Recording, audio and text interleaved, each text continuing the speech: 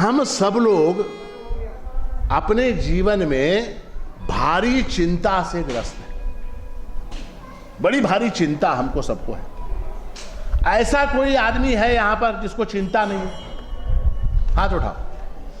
महाराज मला कसली चिंता नहीं, ऐसा कोई है?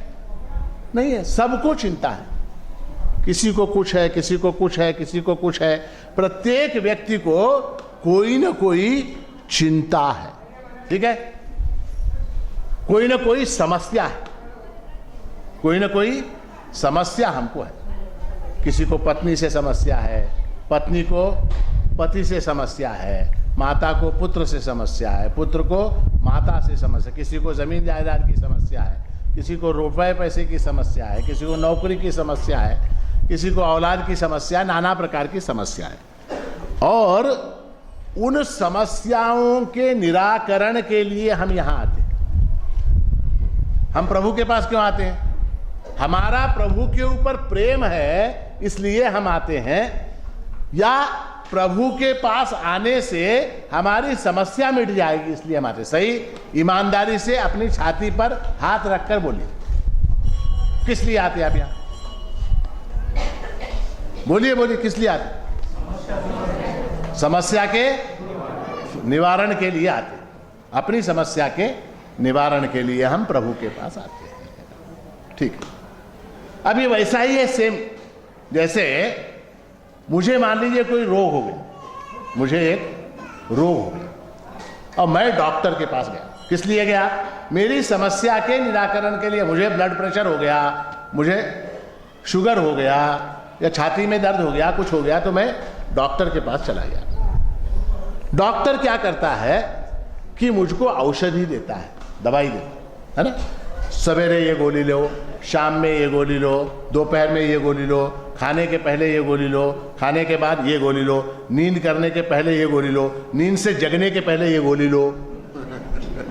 बोलता है कि नहीं डॉक्टर? लिस्ट करके देता आप, और आप लाल पीली हरी नीली सब गोलियां खाते रहते हैं। उसके साथ साथ डॉक्टर आपको ये भी बताता है कि आप तेल मत खाओ, आप मीठा मत खाओ, आप वॉकिंग करो, आप योगा करो, आप प्राणायाम करो, आप एक्सरसाइज करो, आप ये सारी चीज़ें करो और दवाई खाओ तो कम है। अब मान लीजिए हम आ गए घर पे, डॉक्टर का प्रिस्क्रिप्शन देखा, उसमें सुबह 2 गोली, दोपहर में 2 गोली, शाम में 2 गोली, गोलियां हम खाने लगे। और बाकी की जो चीज़ें हैं, कौन सी?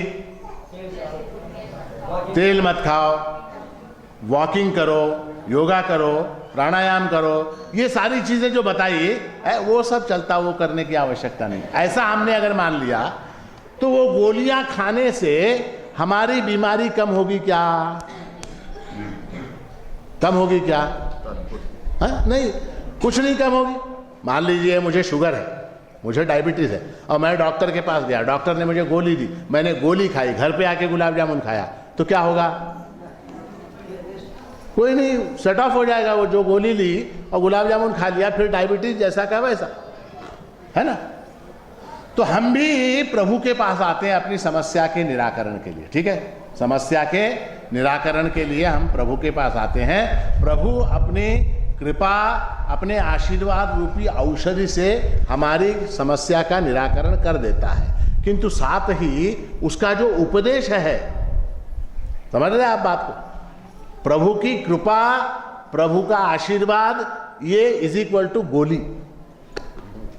हाँ, प्रभु का आशीर्वाद, प्रभु की कृपा क्या है?